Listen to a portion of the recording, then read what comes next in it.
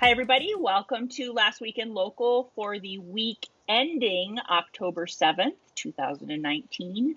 I am very excited to have Colin Neilsen from Sterling Sky with me today. Mary is traveling, and Mike is also traveling today, and so Colin's coming in to pinch hit for the OGs of Last Week in Local while they're on the road. Yep. Thanks for being Looking here. I forward to appreciate it. it. Yeah, my pleasure. So why don't you get us started, Con? What'd you find this week? What's going on? What's the word? All right. So the first thing was an article that a colleague of mine, Nikki from Sterling Sky, wrote all about this temporarily closed label that you can apply to GMB listings. And I thought it was worth highlighting. It's a feature that's been around since February. It's been included in the Expert's Guide to Local SEO, but it's a little known feature. So we kind of thought we would publish this and kind of get the word out. But essentially, for businesses closed for renovations, you can contact GMB support, and they'll actually apply a temporarily closed label, which looks a lot better than permanently closed, which is the only alternative solution.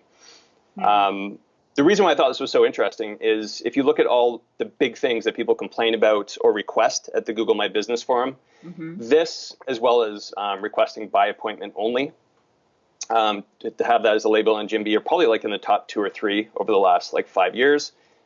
So this is good that we have the ability at least to mark listings as temporarily closed now. We were talking in the pre-talk about the by appointment only, and I thought, to me, that was just a strange thing that Google would be considering adding. But then I was just thinking about it, and I'm like, yeah, but there's all kinds of consultants and financial advisors and people who don't work 9 to 5 Monday through Friday, or it's really hard to post their hours because they got other stuff going on. So I can see why that would make sense for some categories to have a by appointment only. Yeah. And as you mentioned, you can get creative with it too, like with most things, right? You can use the GMB description. Sure.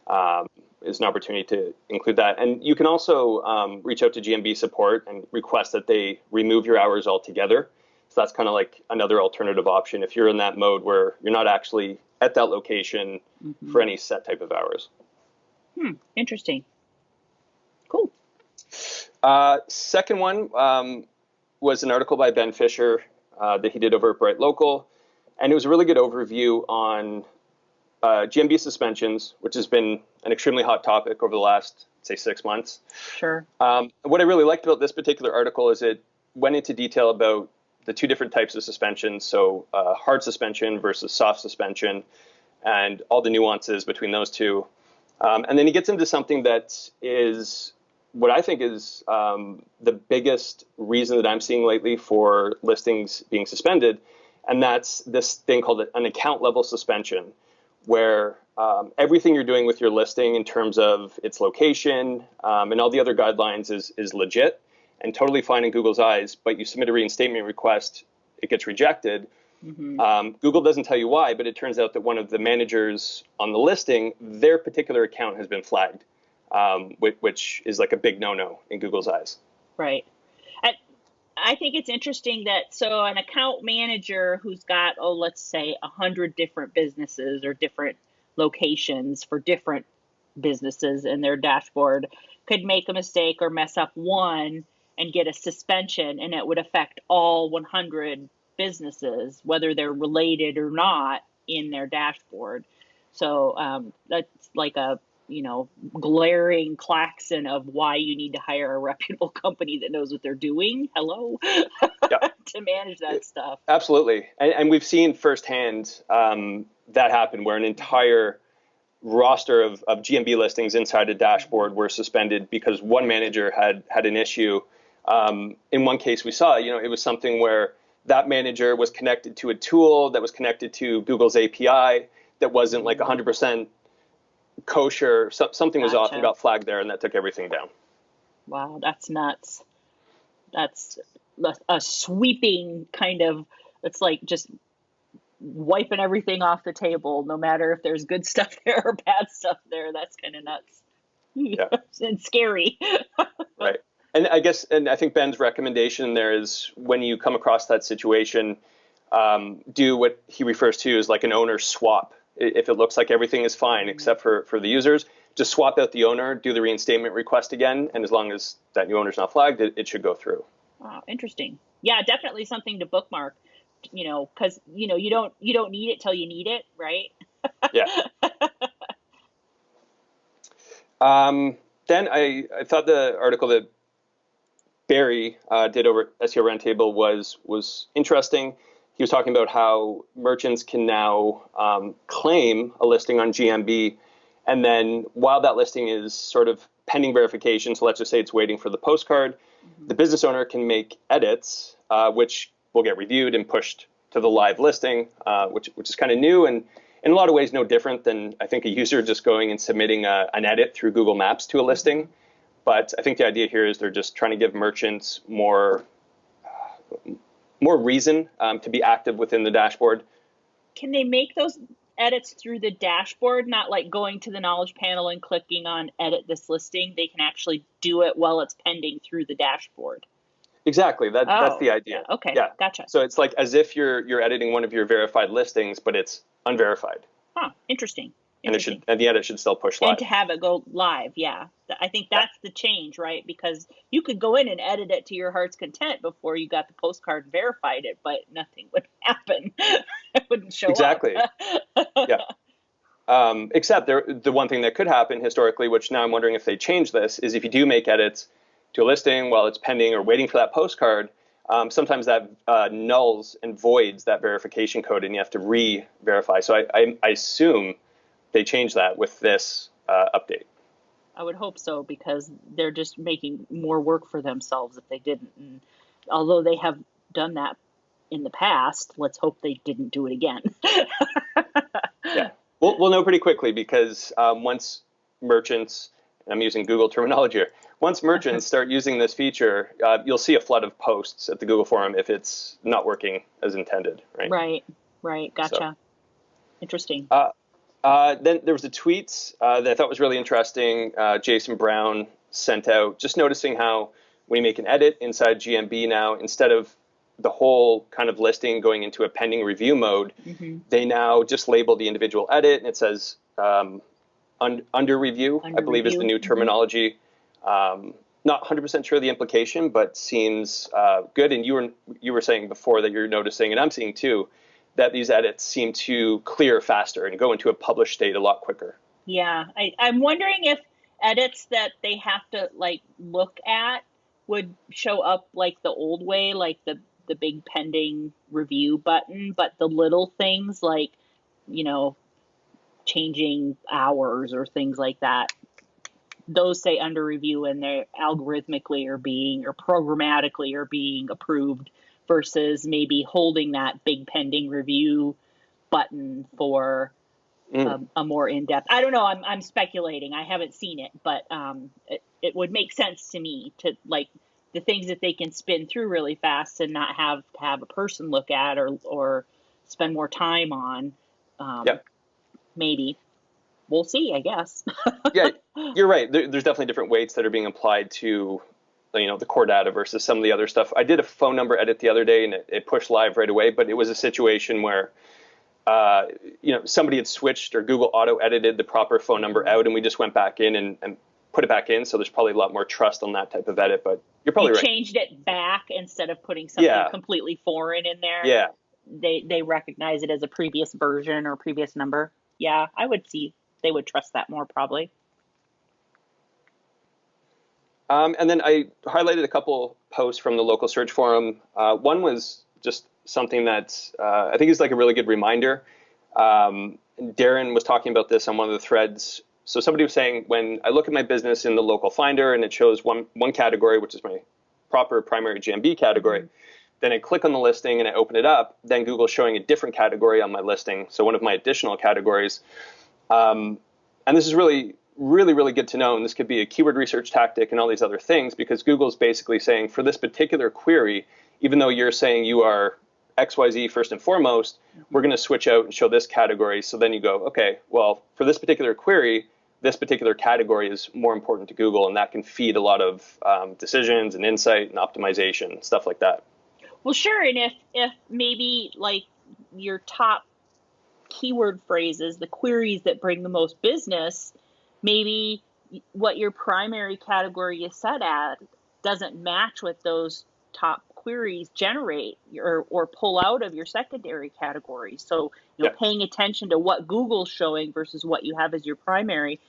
Could you switch your primary out then and see a bump? Maybe, because Google's saying, hey, your top queries are saying this category is more relevant. It would make sense to me that would be a clue, not just a keyword research tactic, a very good one, but also like a clue as to what Google's saying.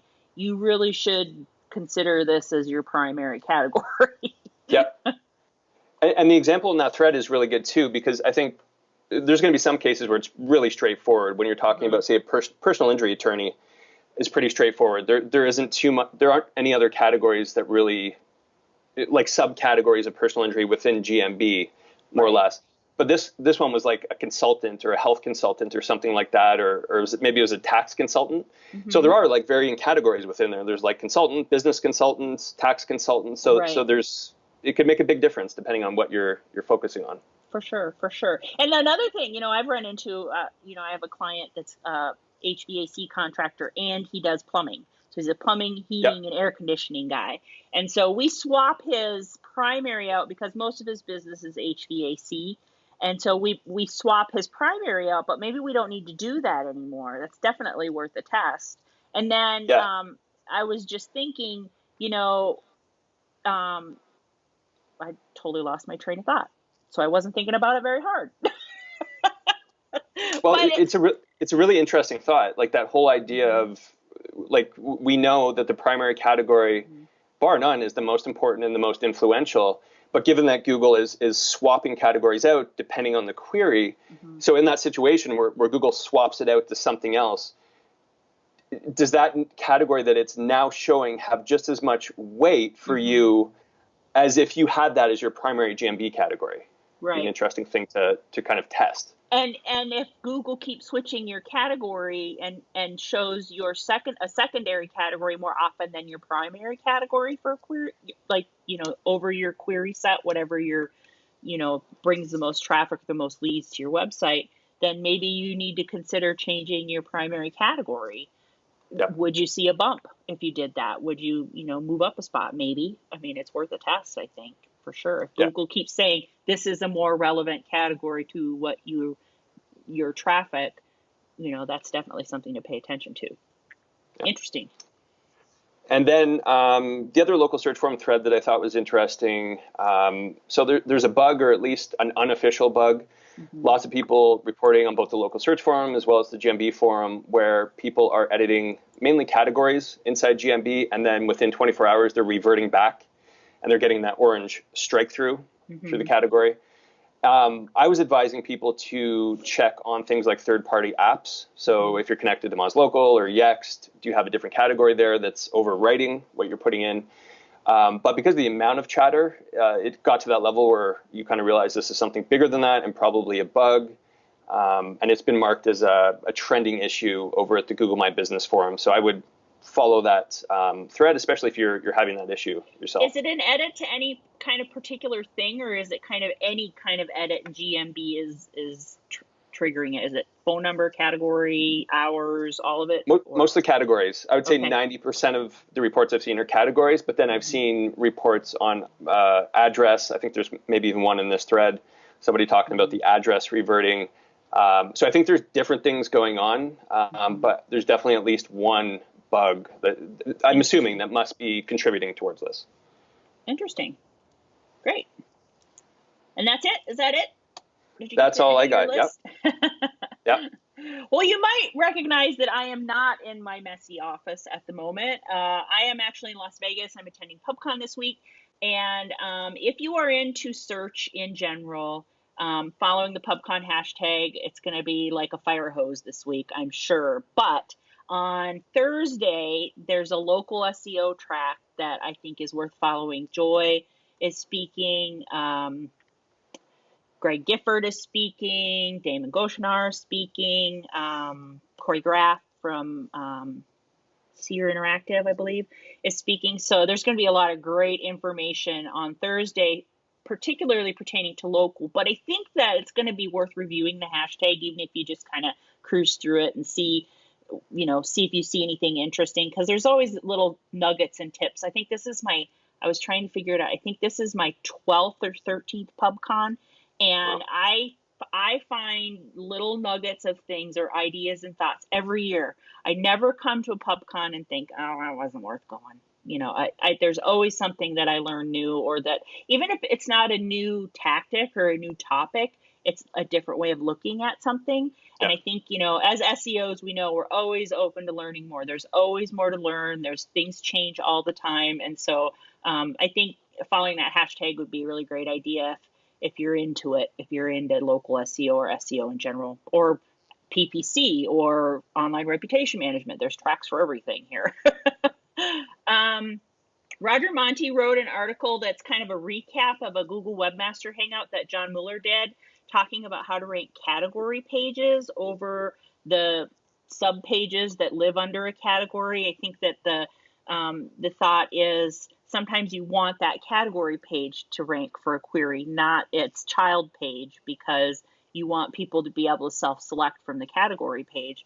I think in local search we run into that some with location pages. Like if you have maybe you don't want people drilling into a specific location page because there's quite a few locations in a small area, and maybe they need to self-select that a little bit better, because sometimes you might not get the closest one. I know an example is I was looking for what was I looking for? Oh, an Amazon Dropbox here in Las Vegas. And so I just searched Amazon Dropbox, and it showed me one that was like a 15-minute walk away. But then I actually went to the Finder on Amazon's website, and there's one only an 8-minute walk away, but the map didn't show it to me. And so I think that sometimes we want Google to be a little smarter than it is when it comes to categories and child pages. And there's a lot of great tips in there for trying to get that hub page ranking a little bit better. So it's definitely one to take a look at.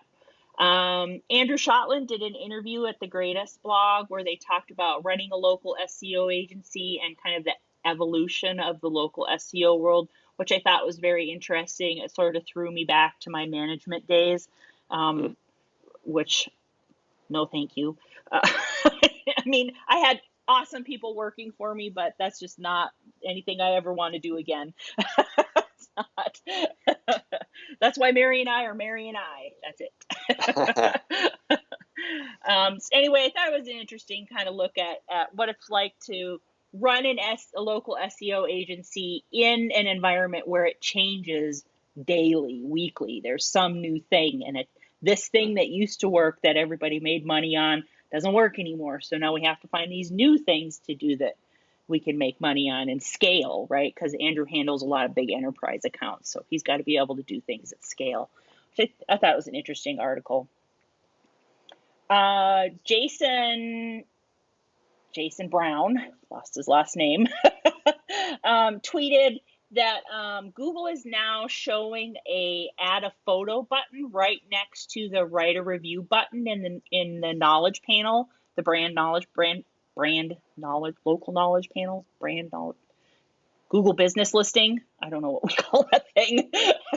Anyway, that was the official term, I think, right? Business listing, something like is that that. what it is? Yeah, I don't know. I don't think I've ever called it that though. I think David Mibb might be the only person that calls it that, and I get all confused. I call it the knowledge panel. Anyway. Yeah. AP. Yeah, right.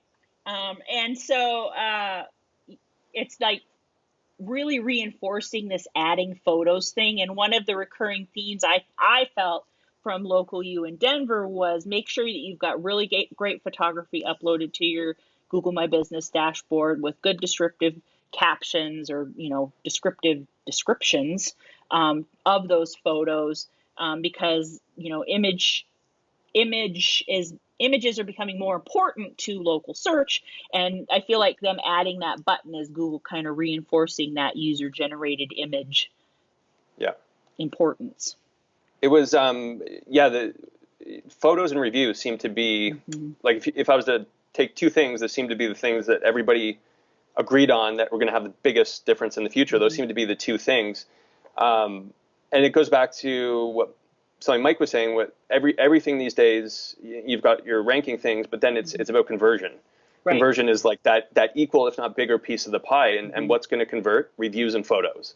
Right. Those are the two things that are going to build trust. We talked a lot, and we did a lot of little conferences for industry this summer. And we talked a lot to a lot of these small business owners about the most important things you can do to move the needle. And so Google My Business, of course, is the first one, because, we're talking people who haven't even claimed their listing in some cases.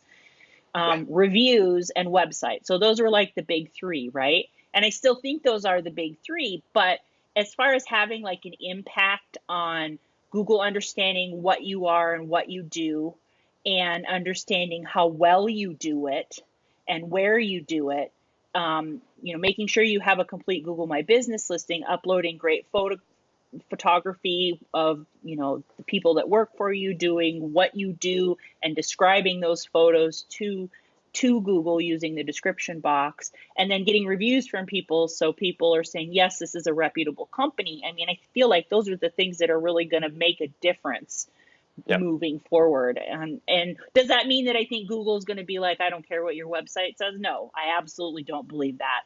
But I think that they're putting a lot of weight on that kind of user-generated input. They're sort of crowdsourcing reputation and authority. It's not just links.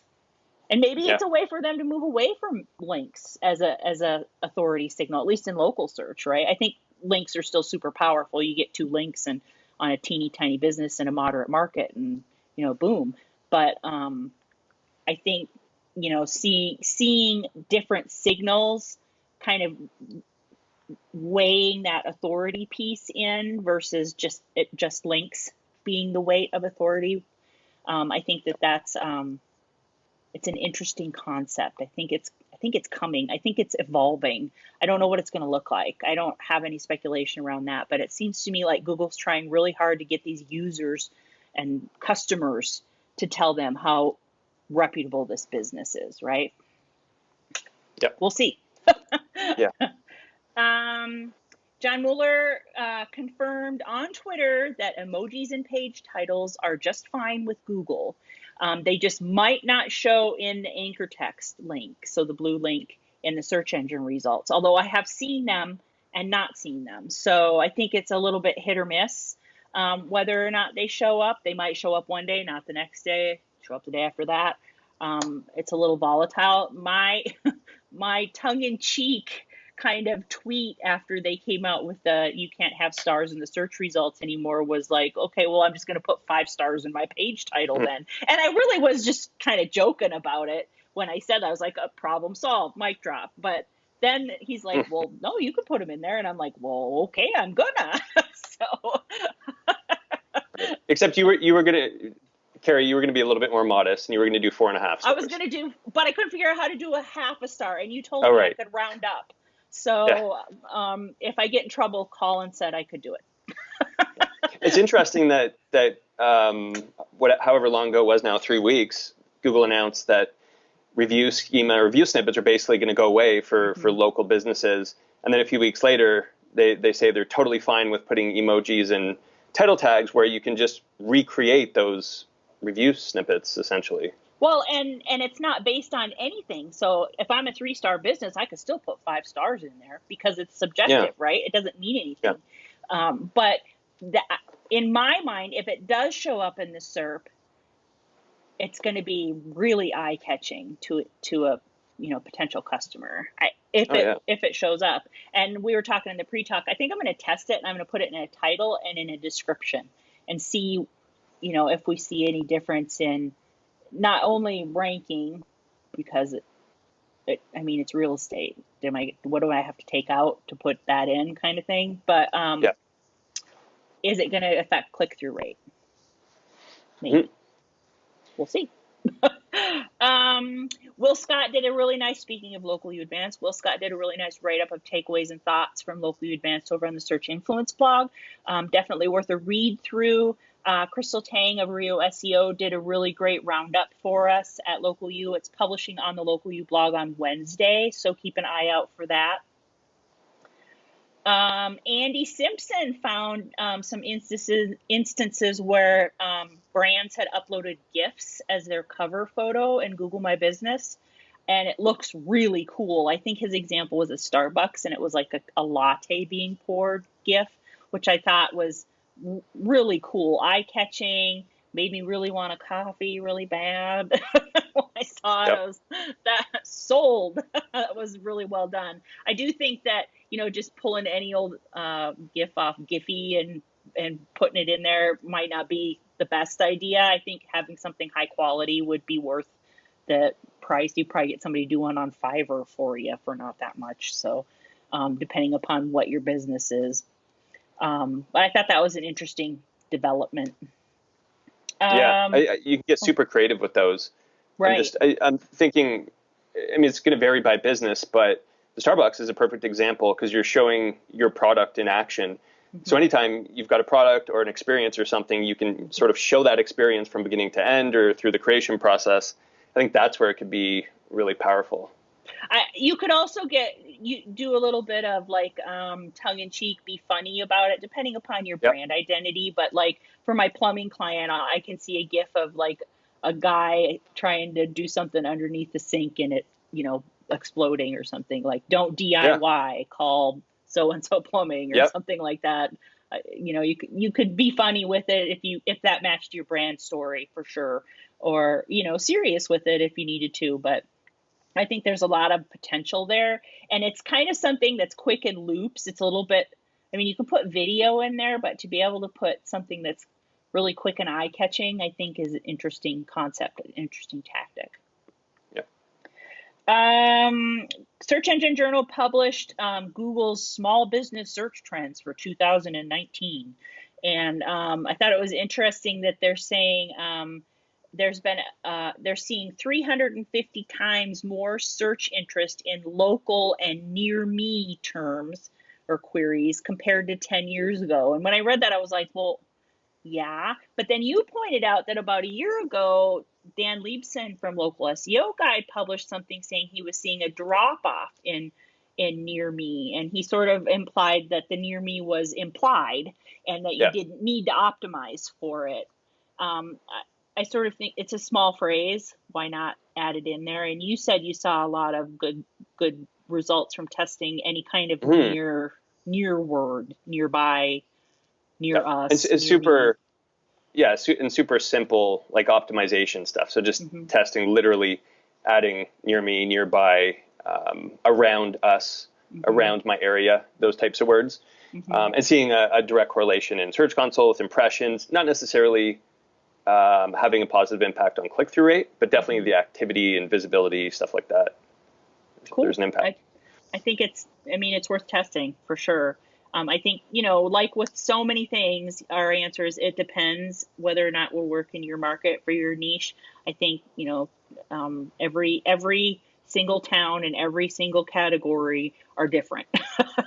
Yeah, this is true. Yep. And then the last thing I have is an article Greg Sterling wrote over at Search Engine Land called A Eulogy for MapQuest, which I thought was kind of interesting. Although I don't think it's like 100% dead because it really does rank for a lot of brand searches still. And they're still showing stars that they've marked up from Yelp reviews that they're embedding in their website, which is wrong. They shouldn't get those, but whatever. I call it illegal, but it's really not illegal. Yeah. But we were talking in the pre-talk, I'm like, does anybody use MapQuest for anything? Like, if I see MapQuest in the result, the only thing that would tell me is, oh, I can find this on Google Maps. Like, I would never click into a MapQuest result. Yeah. Yeah, I'm the exact same way. And the only time I was saying to you that I ever hear about MapQuest is when somebody's on a forum somewhere is asking like how to claim the listing or do I Mm-hmm. have to go through Yext? The So address it's is always like in the wrong. context of Like this, Yext. yeah. Yeah, right. Interesting. I don't know. Is it dead? Maybe. He talks a little bit about valuation in there and how it was such a big platform once upon a time, but it costs so much to be in the map space that if you're not like constantly evolving and spending, I think you sort of get left in the dust. Yeah. And I read most of that article, and at the beginning, I think the one thing that stuck out to me where he mentioned that in that same time period, if you look at the flip side and you look at Google Maps, Hmm. so Google's mapping product has basically become one of their top, I think, 5 or 6 products of all time. Right. And the amount of untapped revenue sources still available through Google Maps is still at its very infancy. So it's kind of interesting to see the contrast of something like MapQuest that was huge. Now they're basically gone at the same time. Google Maps has turned their mapping product into this like world dominating, Yeah. one of their top products of all time. Behemoth. Yeah. So that's what I got. I think. Yep, that's it. Thanks so much for being on with me today. I really appreciate you taking the time. Hopefully we can have you on a little bit more here in the future soon. Yep. Of course, this is fun. Yeah, I right on. Yeah, I enjoyed getting into the flow of this, and doing some more of them will be fun for sure. Yep, for sure. So thanks for joining us for Last Week in Local, everybody. If you haven't already, please remember to subscribe to the newsletter where you'll get all the links to the articles that we talk about here. You'll be able to listen along on your podcast platform of choice, or you can watch the video at the Local U blog. See y'all later. Have a great day, everyone.